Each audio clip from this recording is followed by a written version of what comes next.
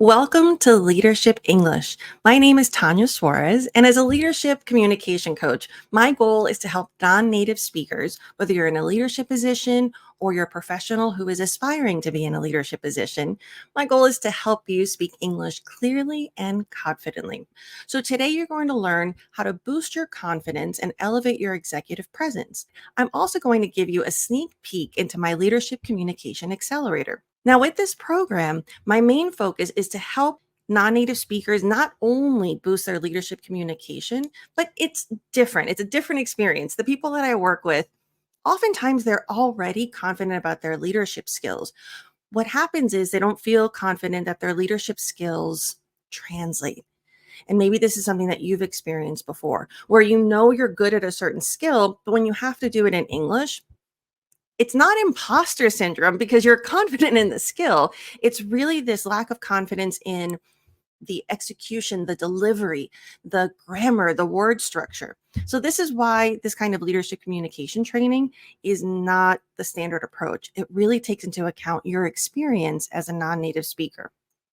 So the three pillars that I focus on for leadership communication are confidence, clarity, and connection. Today, we're going to talk specifically about confidence. Now, let's take a look at this quote. The unaccented speakers were on average 23% likelier to have gotten funding.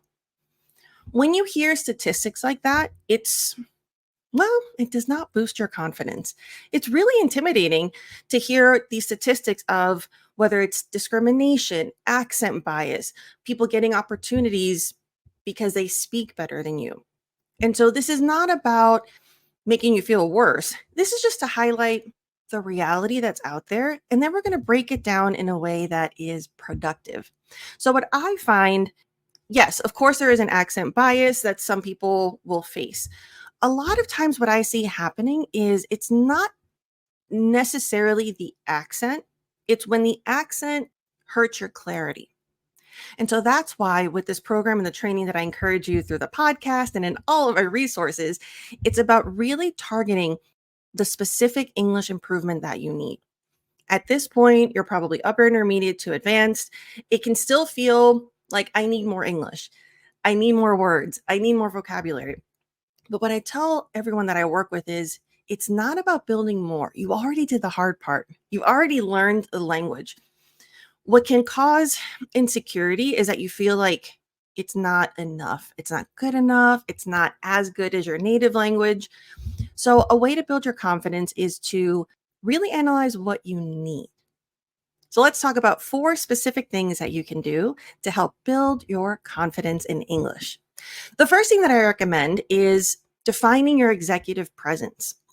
Executive presence is a big deal, and I want to empower you to embrace that executive presence is also nonverbal. A lot of how people perceive you happens just by looking at you, observing you, watching you. So I want you to feel empowered that there's a lot of things you can do today that will make you be perceived as a more confident leader wherever you are in terms of your English confidence. Now, something interesting that I find when I'm working with leaders is we all hear, like, oh, improve your executive presence. But something that I do as a foundation is really help you define your executive presence. There are so many different types of leaders, and it's not about being like them. It's about appreciating the kinds that inspire you and then choosing the qualities that you want to emulate. So what is authentic to your personality? Because maybe you admire leaders who are super charismatic and energetic, but you're calmer and you have no desire to be that kind of motivational speaker. So it's important to analyze what do you appreciate versus what do you appreciate and want to incorporate in your leadership style. So once you define your executive presence, that really impacts everything. And I work really hard. It seems really simple, pick 3 words, but we spend a lot of time digging deep and making sure we get the right 3 words because that's the foundation for all of your communication. It's the foundation for how you walk, how you interact, your small talk, your networking, your emails. So this is something that I would really encourage you to take your time with and really think it through because it's a simple activity that has a tremendous impact. Something else that I would love for you to consider is your body language. Again, what I focus on for today for you are all of the things that you can implement immediately. Part of the training that I do, because it's not about teaching English, you already did that. The part of leadership communication that's special for you as a non-native speaker, it's finding out the most efficient way to get quick results that make a big impact. So what is the English that you need to succeed, especially in these leadership positions? So body language, this is something that, again, nonverbal. You can have the exact English that you have, but this impacts not only how you're perceived, but how you feel. It also impacts your breathing, because if you're constantly hunched over, whether it's a bad habit or insecurity, your lungs are also more compact. When you don't have full breathing range, that's going to hurt your fluency. There are a lot of physiological things that we focus on in the program that you don't even realize how much they impact your fluency.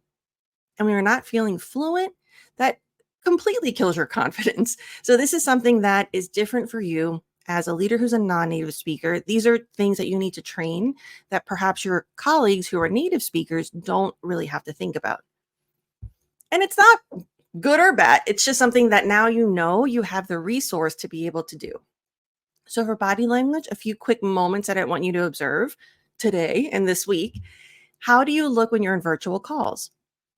So many people, their heads are really low, their posture is bad. Or, for example, if I sit back in my chair, this is what I look like. Because I'm leaning back, my head is a lot lower, the posture doesn't look as confident. Yes, I'm super comfortable, but it's about finding a way to be comfortable, but also look confident.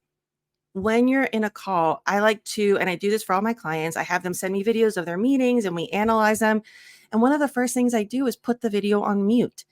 If I'm not listening to anyone, there is no accent bias. If I'm just looking at the screen, who looks like the one in charge?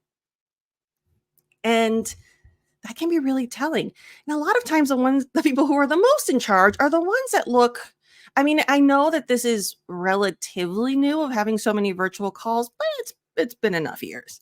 Something simple you can do, and that what I do is I have a pillow that I put to kind of boost my lumbar support, and that helps me force myself to sit a certain way. When I have a desk and I notice that I'm leaning over like this, I'll just make sure that I lean like this. So just pushing your shoulders back, you can still be comfortable, but I want you to be perceived with more authority. And when you see yourself, when you look that confident, it's really empowering. You're like, oh, sometimes it can help you forget that you're nervous because you look so confident. So these are moments that are really important because you're also inspiring people by how you walk, how you sit. These are all ways that you elevate your company and you elevate your team. And I like to think of it as you're also inspiring other people who, whether they aspire to be you, or maybe they're also non-native speakers and they see you succeeding at these roles. I think that's a really important part of the impact that you have, not only on your company, but on your industry and whatever minority you represent in the world. I think that's something that we carry, that we have the opportunity to do, that is a special moment and something that we can use to appreciate. So again, for body language, the quickest one is look at how you present yourself virtually. The other way I recommend is start looking at your reflection when you're walking in the street.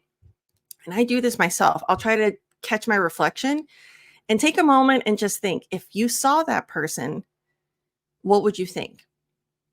Not in a critical way, but in a confidence way. Does that person, when you see them, do they look confident? Or does that person look anxious and rushed and hunched over? Sometimes just walking too fast gives that anxious energy, and just by slowing your walk, sometimes that can help you look more confident. It also helps you feel calmer.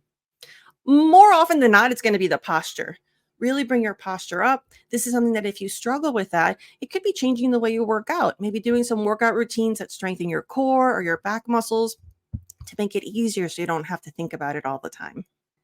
A third tip that I have for you today, and this has to do with the English. I'll focus more on this in the clarity section of the program. However, it's also important for the confidence portion. Identify high frequency words. Because part of your lack of confidence or your insecurity is your English, and it could be your accent, It's not always about wanting to sound like an American or like you don't have an accent. It's okay to have an accent. Pretty much everyone I work with embraces their accent, but you want to make sure that you're understood. And that's a difference. There's a difference between accent reduction for the purpose of sounding more American. And there's nothing wrong with that if that's your goal. This is especially important, for example, for actors who have to do dialect coaching, or if you're a voiceover artist and you have to have a certain regional accent. In terms of corporate, it's going to be more about making sure that you're understood.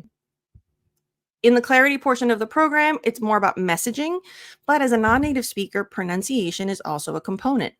So what I recommend is instead of feeling overwhelmed, like, oh, I don't have time to improve my pronunciation of every word in the English language, or I don't have time to learn 400 more verbs and phrasal verbs or prepositions, it's going to be about identifying what words are important to your daily life. A really quick way to do this is go through your company's website. Can you pronounce all the words on the website that are important to the mission of your company, the services that you provide or sell? How do you feel about those? And sometimes those are the words that are causing you the most problems that you might not have even realized. A lot of times when I'm working with tech companies, some of the words that their leaders struggle with the most are words like server because of the V sound. And when you deal with cloud computing and when you deal with all these other services, server is a very important word. Technology.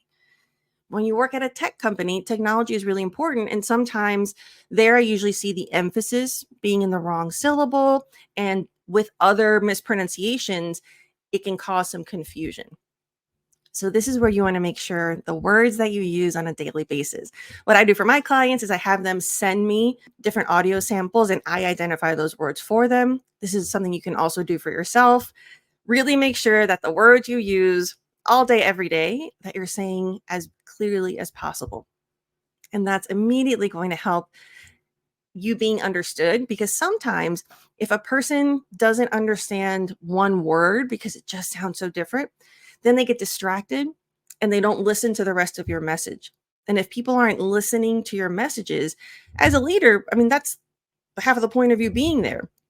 So that can cause conflict on an interpersonal level and even from a directive level, making sure that people understand what you need them to do. And last but not least, something that is hugely important, and this is for all three sections, but we start working on your breathing at the very beginning of the program. So what I want you to do starting today is to breathe more intentionally. If this is something that you haven't done before, then what I recommend is just start by observing your breath. Observe, more specifically, observe when you stop breathing. A big part of being in a leadership position as a non-native speaker is honestly, it's the breathing, because what you have done, what 99% of the people that I work with, you develop the bad habit from when you're first starting with your English journey of not breathing when you're listening. And this happens when you're learning another language because there's that tension that you want to make sure you understand what the other person's saying. It's an unfamiliar language. And so you develop the habit of not breathing when you're listening. You don't need to do that anymore, but you're probably, again, I'm 99% sure you're still doing it. And this is huge because what you don't realize that does is it increases your heart rate. Your body is in a constant state of tension and it increases your anxiety. So just by observe this week how often you're, even right now, are you breathing as you're listening? When you're watching a show tonight or a movie, are you breathing? Just check yourself. And when you realize how often you're holding your breath, it's incredibly enlightening. And most of the time, you don't even need to, like, it's not like you're doing it intentionally. It's a bad habit that you're holding on to. Now, once you observe it, that's when I come in. We figure out when you're still holding your breath, the strategies that you can do to breathe more effectively. And when you're able to be conscious of that breath, that then is going to also help you become a better speaker. Because once you realize how you're breathing and you're empowered by that, then we get into the micro strategies of the half breath and the quarter breath and connected speech and how that impacts your fluency, your intonation. So this is something that's really important for that high level skill. But even from the immediate impact, breathing more is going to increase your fluency. When you are not breathing because you're listening, and then it's your turn to speak, you're starting to speak with no air. Your heart is accelerated. When you're in that state of tension, your mind does go into fight or flight.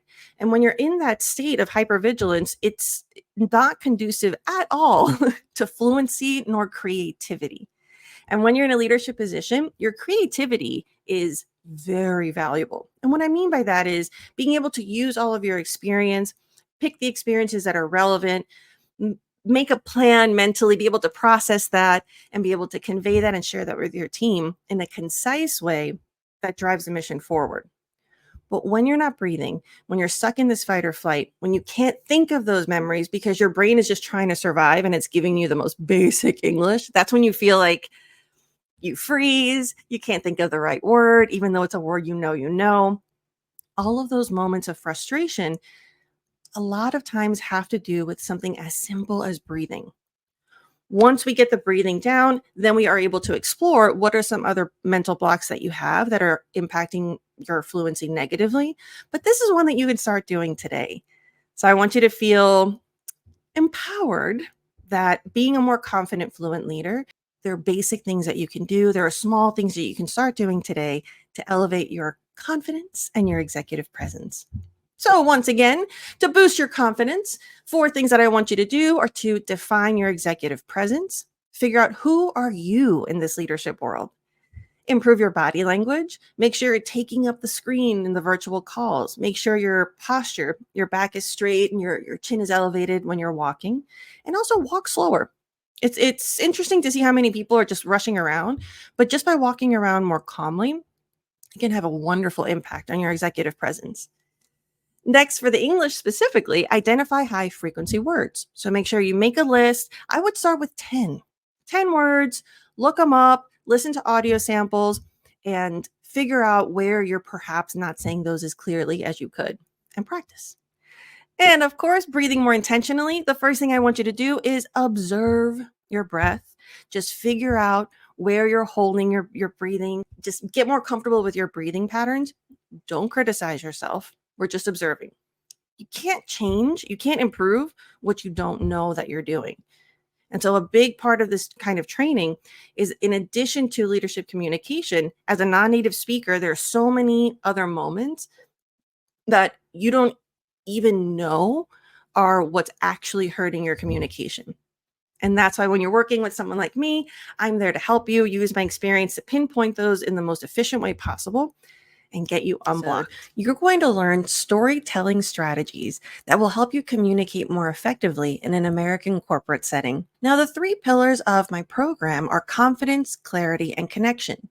Today, we're going to talk about clarity.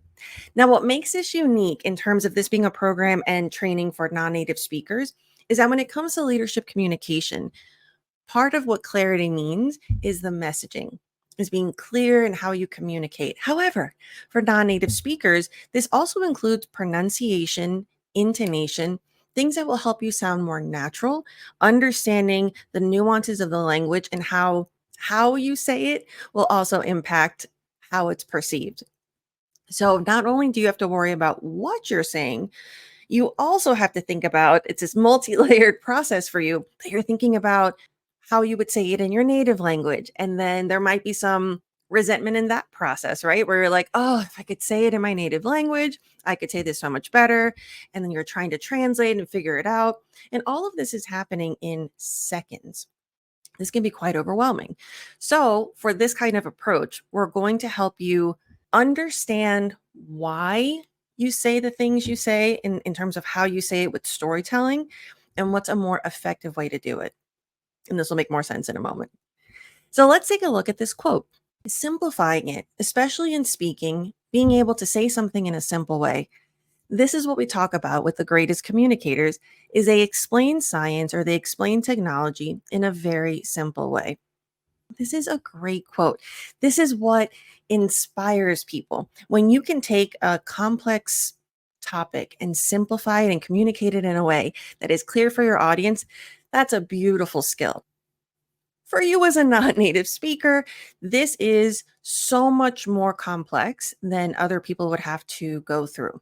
Because not only do you have really high level expertise at this level of your career, so you're already having to simplify very complicated topics, whether it's to your clients or customers. If you work in tech, when you're presenting to engineers, that's very different. They understand the technical stuff.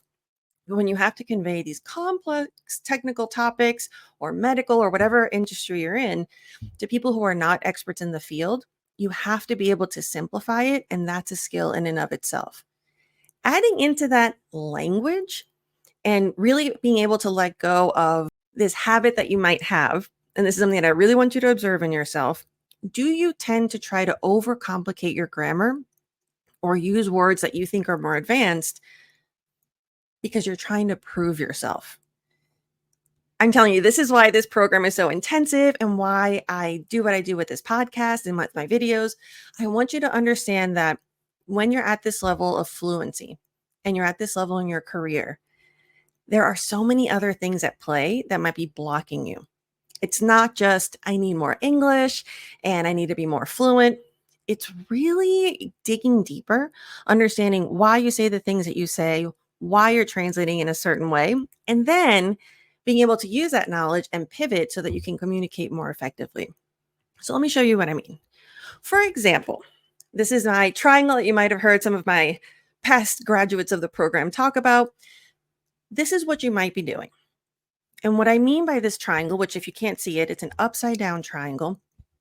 There are usually two reasons that you would communicate in this way.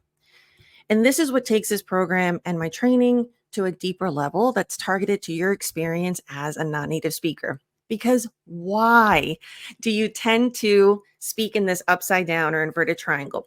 And what this means, by the way, is that you start with the details first and then you get to the point. Now, it's one of these two reasons or both. The first one being you're trying to overcompensate. You're trying to make sure that people understand you. And because English is not your native language, you're trying to provide more context for them in case you make a mistake. So that could be one reason. Predominantly with my clients, what I see the reason being is that they come from cultures, and I want you to explore if this is true for you, cultures where this is the most effective way to communicate. So if you come from a culture where you're establishing trust through context first, I usually say, you take the journey and then the destination. That's not what American corporate English expects. So if you're coming from a culture where this is how you're used to communicating in a professional way, it's not going to translate well. And I actually don't mean translate in terms of word for word English. I mean translating in terms of the messaging. This is where you're going to learn what that means. And so this is what I want you to think about if when you present or when you're communicating with people, do people tend to get impatient with you? Do they maybe start looking around or sighing?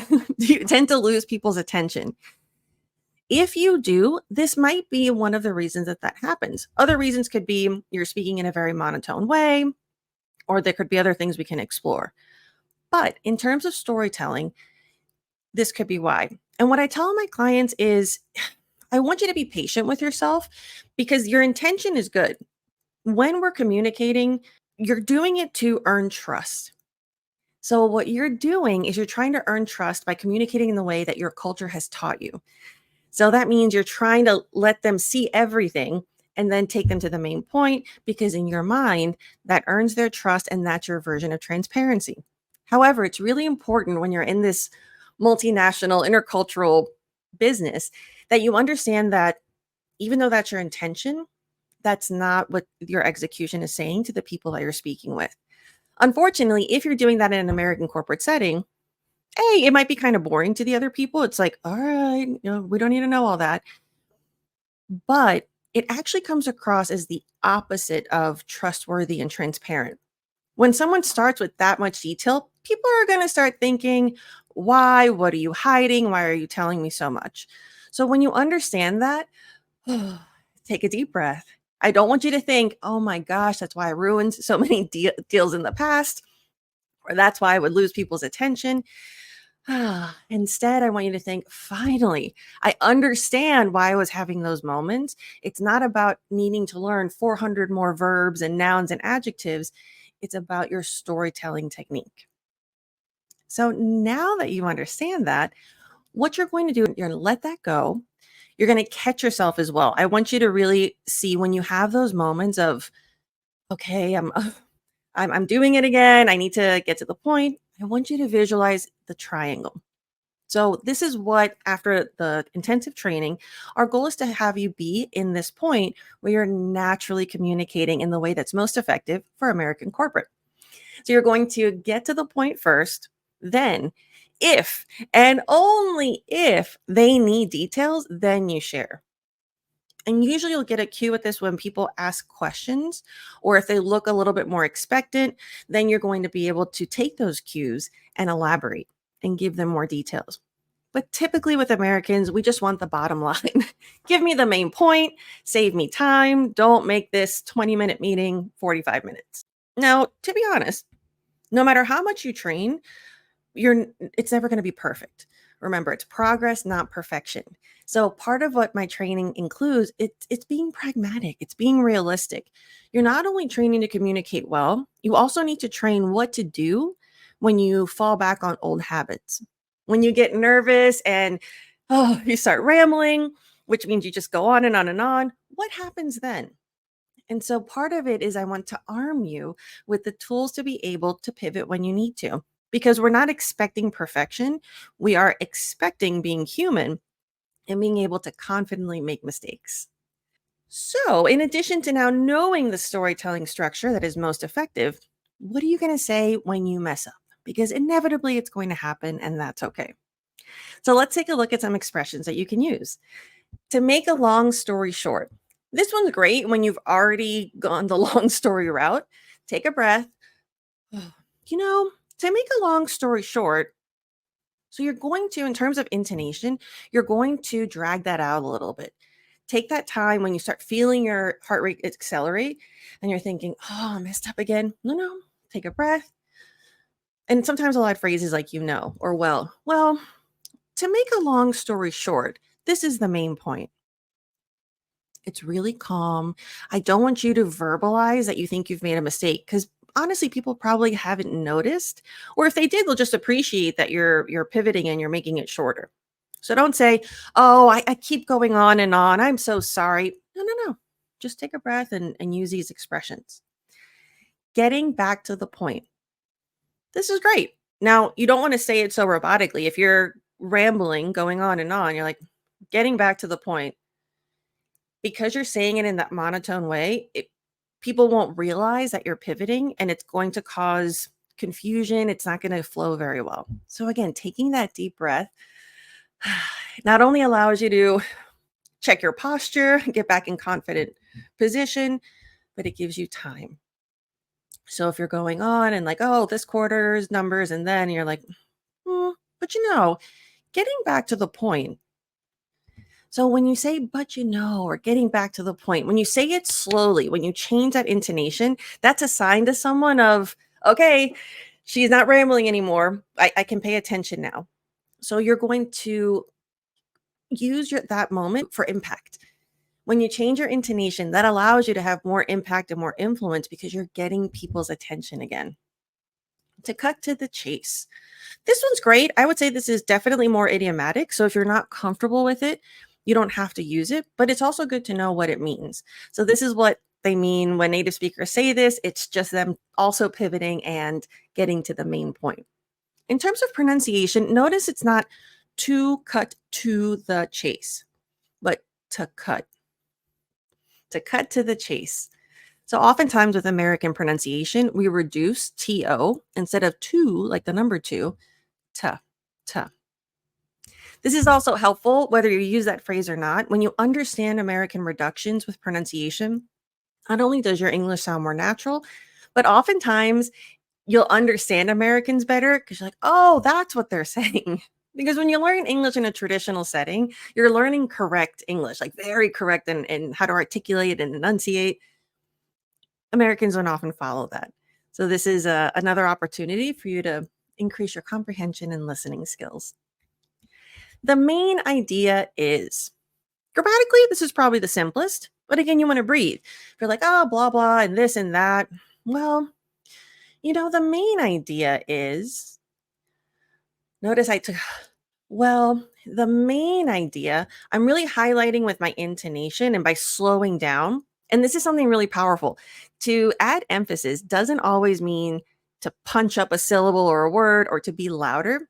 I find that slowing down is a really effective way to emphasize a moment or a word. So instead of the main idea is, just slow it down. The main idea is that we blah, blah, blah.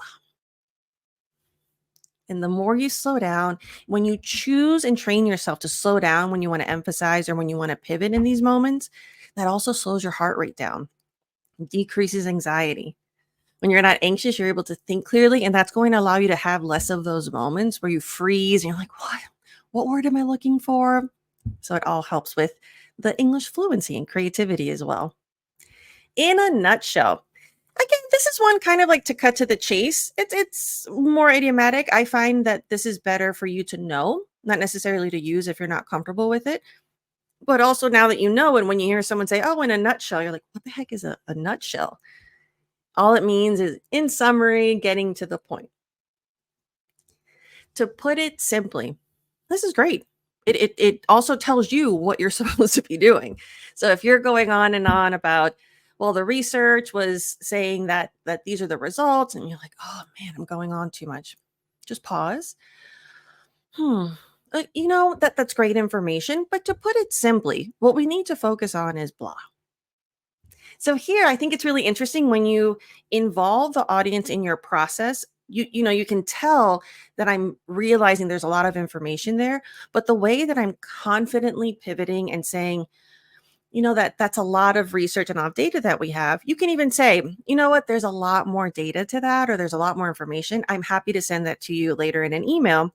But to put it simply, notice how confident and smooth that is, and how I find that almost feels more collaborative of, hey, I know this is a lot and I'm going to respect your time and I'm going to make it more concise. So this helps people feel, again, it's that leadership through example, through words, through actions. If I would have said, oh, you know what, I'm so sorry, I'm going into all those details again, and I guess I can send you the report. I don't know, but maybe to put it simply, that apologetic tone, which I find a lot of people will fall into, that's not confident. It makes you feel bad. It really highlights to other people that you're maybe not that good at either the public speaking, or they might doubt your expertise. And that's the last thing I want for you. A lot of times for non-native speakers, your doubts about your English and your doubts about your communication, that's what you're trying to compensate for, and that's what you're trying to be apologetic about. But to the person or the people listening to you, they're probably not going to understand that it's your English you're being apologetic about. They might perceive it as, oh, this person is not confident in their skill. This person's not confident in their expertise. So I want you to really understand that and make an effort to, when you need to pivot or correct a mistake, do it smoothly, confidently, and try not to call attention to it, because it's hurting your reputation. And that's something that is really precious in any industry.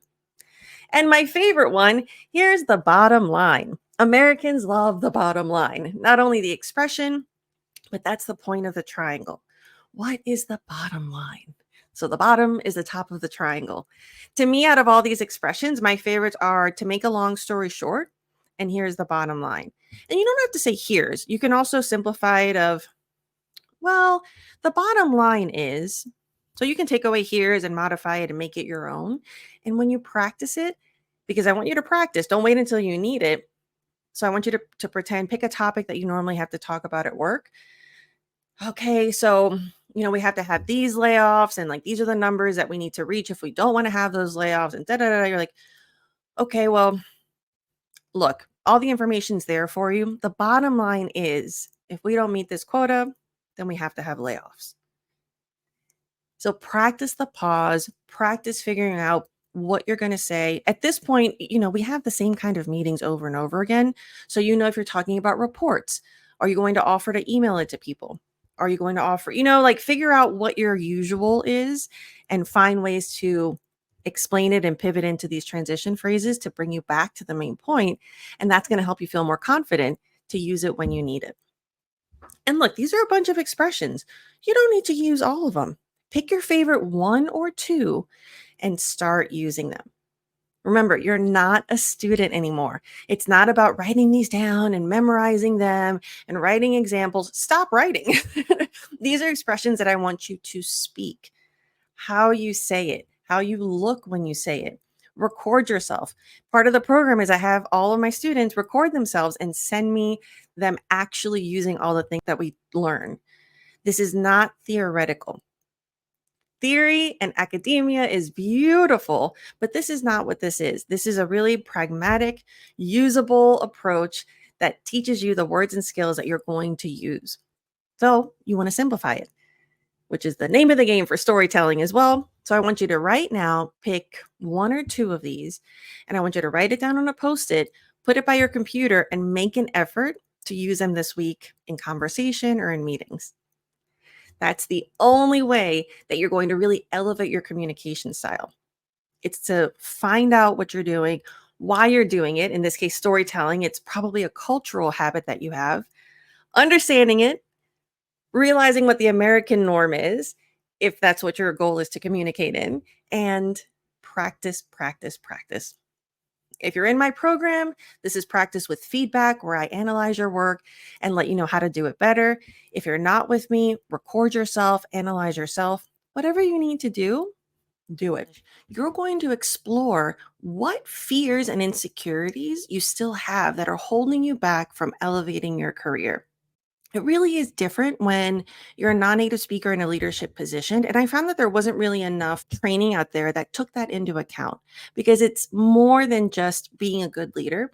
It's also being able to take all of your past leadership experience and have it translate in a way that you can apply it.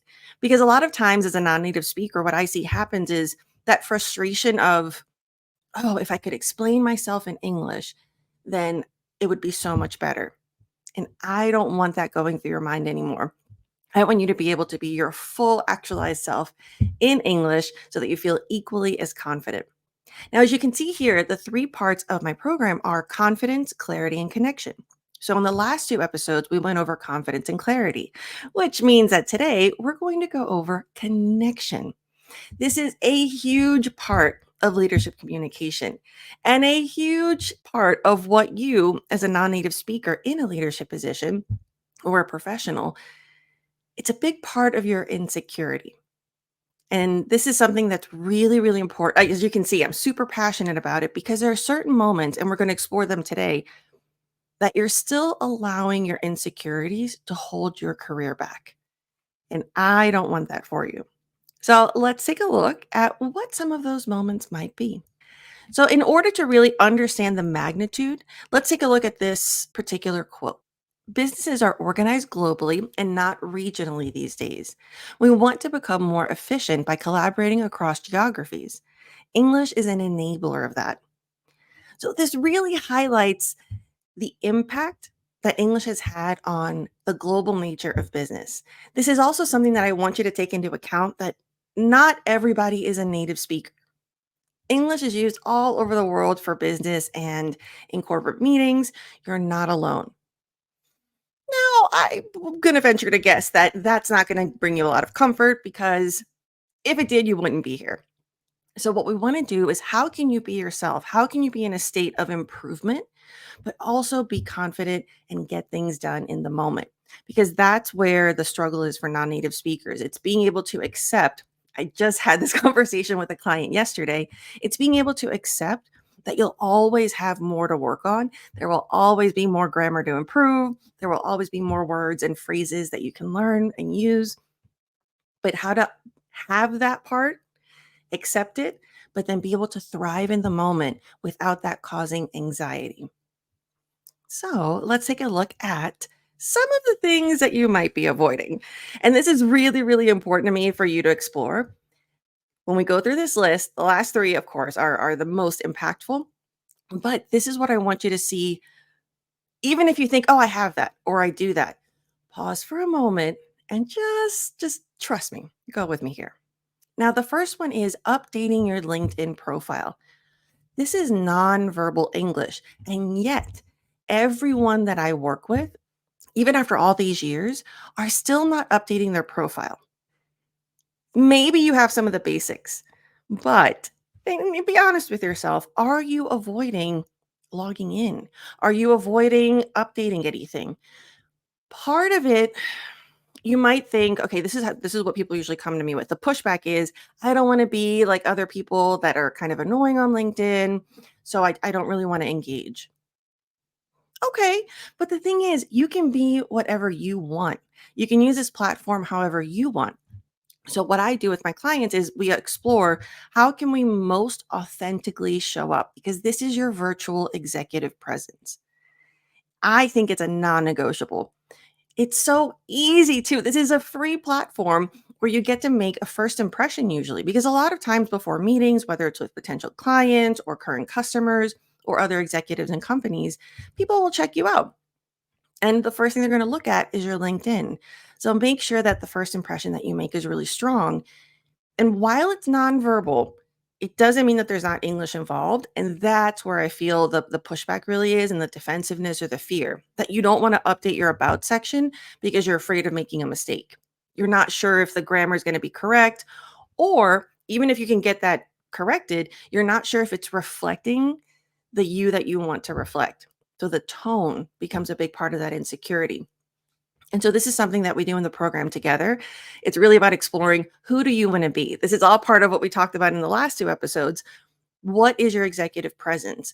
Who do you want to be in this part of your life? And then how can we make everything about yourself, how you speak, how you walk, how you present yourself in your profile, match that? So I want you to think about that and go look at, and look, if you don't even have a picture or a background picture, at least do that. At least have those two things that are visuals and a headline, just your job title and company if you need to. If you're in the program, I'll help you optimize it even more, but at least do that for me today. Now, the second thing has to do with LinkedIn as well, and it's posting on LinkedIn. I know that this can be really intimidating for a lot of non-native speakers. Not only is posting online, it can be kind of awkward when that's not your job, when you're not a content creator.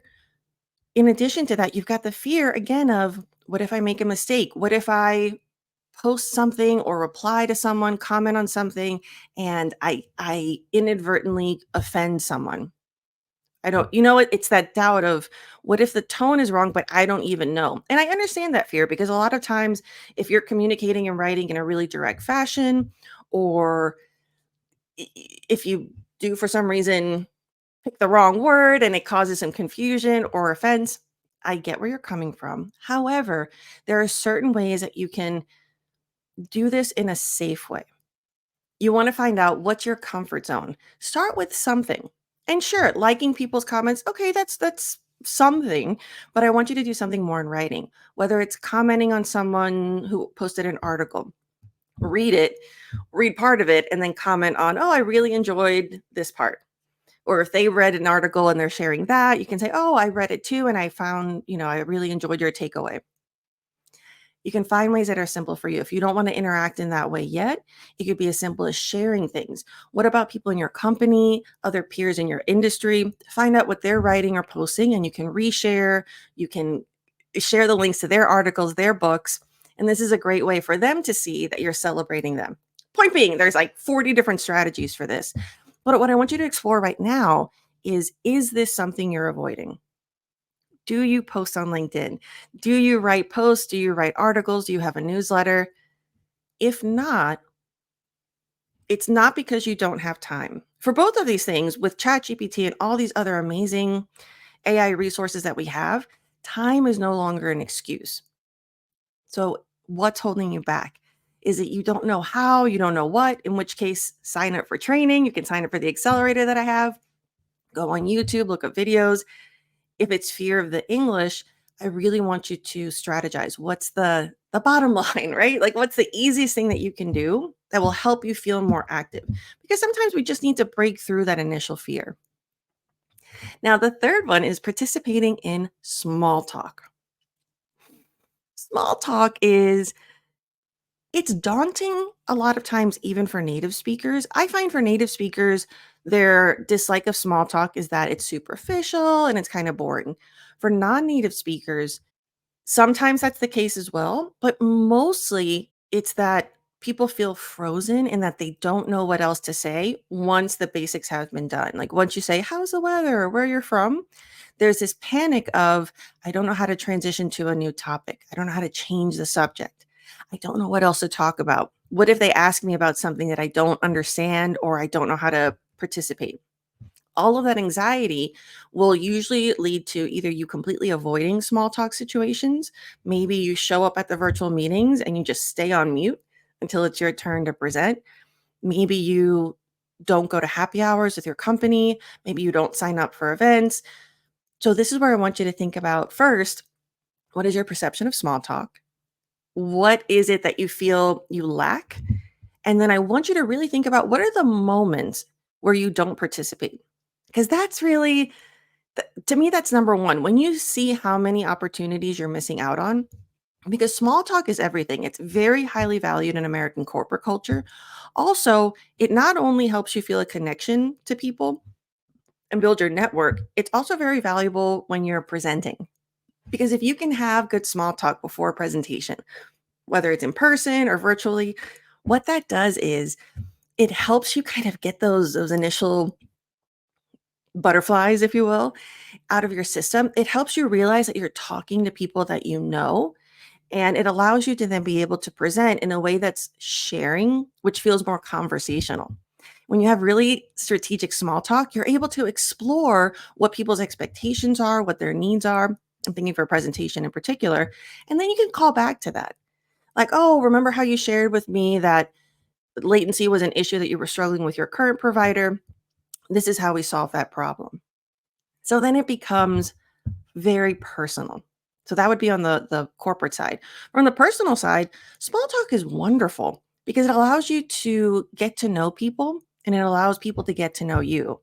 And this is something that's really special because those moments you're going to bond with someone more over, let's say they really enjoy skiing in Aspen and you find that out during small talk. Then you want to remember those moments. If you see a cool article about a new resort opening up, you can send that to them, whether it's on LinkedIn, send them a message and say, "Hey, I remember you told me you enjoy skiing here. Check out this new resort."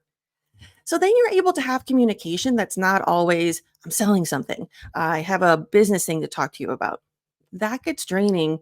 And likability is a big part of leadership. Getting promotions, it's at this point, it's more about who you know over what you know. There are so many qualified people once you get into the executive level.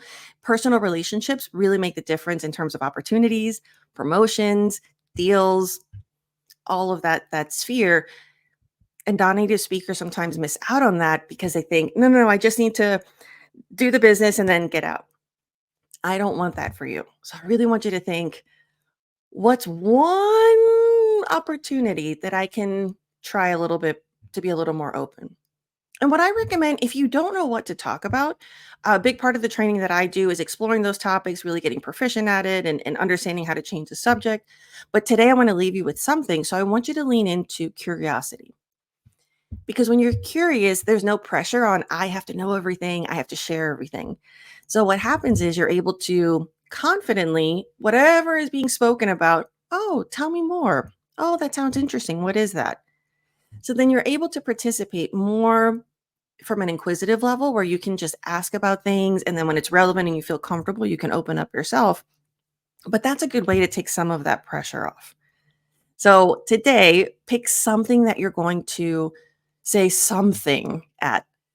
So whether it's, "Hey, how is everyone?" Maybe you're even avoiding that. Think about colleagues that you have that you maybe don't know anything about them on a personal level and find a safe, superficial thing that you can kind of engage in, maybe about their hobbies or what they do on weekends. So think about what those moments are, pick one, and try to do something this week. Now, the small talk, directly leads into why you might be avoiding number 4, networking at events. Networking at events is 99% small talk, 1% business talk. So if you're not comfortable with small talk, you volunteering to go to events, which by that I mean dinners, corporate dinners, going to conferences, going to bigger regional meetings, you might be saying no to those things. You might say, oh, no, send somebody else. Or, oh, no, let the CFO do it. And you're the CEO of the company. So you're missing out on being the face of whether it's your company or your position. I want you to think about how many times have you said no, or how many times have you seen a conference and thought, oh, that would be really good for me or for the company, but I'm not going to bring it up. I want that to not be an obstacle for you. So what you want to do is not only make an effort, which is putting yourself out there, find the events that you want to go to, but then you want to master, okay, once I'm there, how am I going to, work on your posture, work on your small talk, work on all these things that we've talked about in the last 2 episodes and today. Because when you have a strategy, I find then, especially for non-native speakers, if you know you have a strategy, if you know you practice certain things, you have more confidence. Now, if you are thinking, oh, okay, I'm going to go from avoiding everything to going to a 10,000 person conference, that might be a big leap. So, something that I recommend and I do for my clients is go to meetup.com, go to social websites, Eventbrite, go to things within your community, pick something that's low risk. A great place to practice small talk, and almost every city has it, is a walking club. So whether it's a walking club or a hiking club, go to, again, Meetup will have a bunch of those. Look at your local city's events and see what you can join. Walking clubs and hiking clubs are fantastic because everyone's kind of chit-chatting and doing small talk, but you're moving. And you can, if you're kind of you don't have a connection with one person, like, okay, it was so nice to meet you. And you walk a little faster and go introduce yourself to someone else. So then you get to feel the anxiety of going to the event, do the breath work, practice how are you going to calm yourself down. Then when you're there, you start flexing the small talk muscle, but in a place where there's low risk. So that's a big part of the training that I do. You want to find micro moments where you can strengthen these bigger skills so that it doesn't feel like jumping into cold water when you have to do it. And doing that, not only are you meeting more people in your community, which for a lot of busy executives, sometimes you become very insulated. You're only with family or you're only with your community of friends. A lot of times those are people who are native speakers of your language. So then it's less English practice. So this allows you to broaden your network on a personal level and get to know yourself.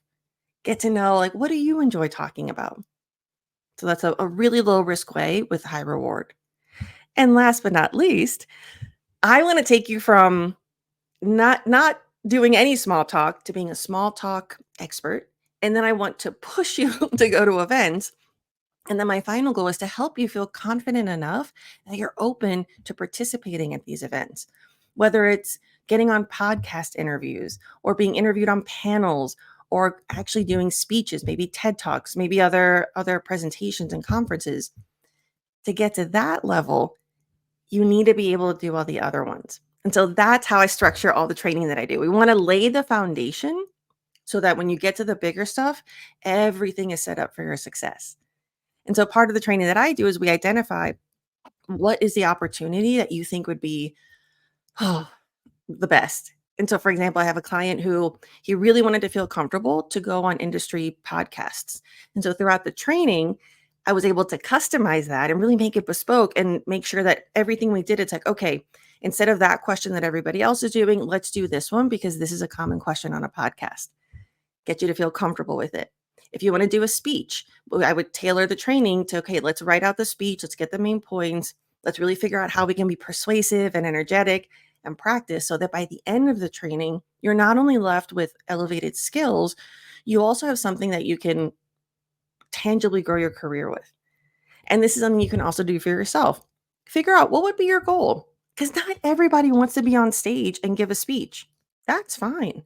So, what is your version of that?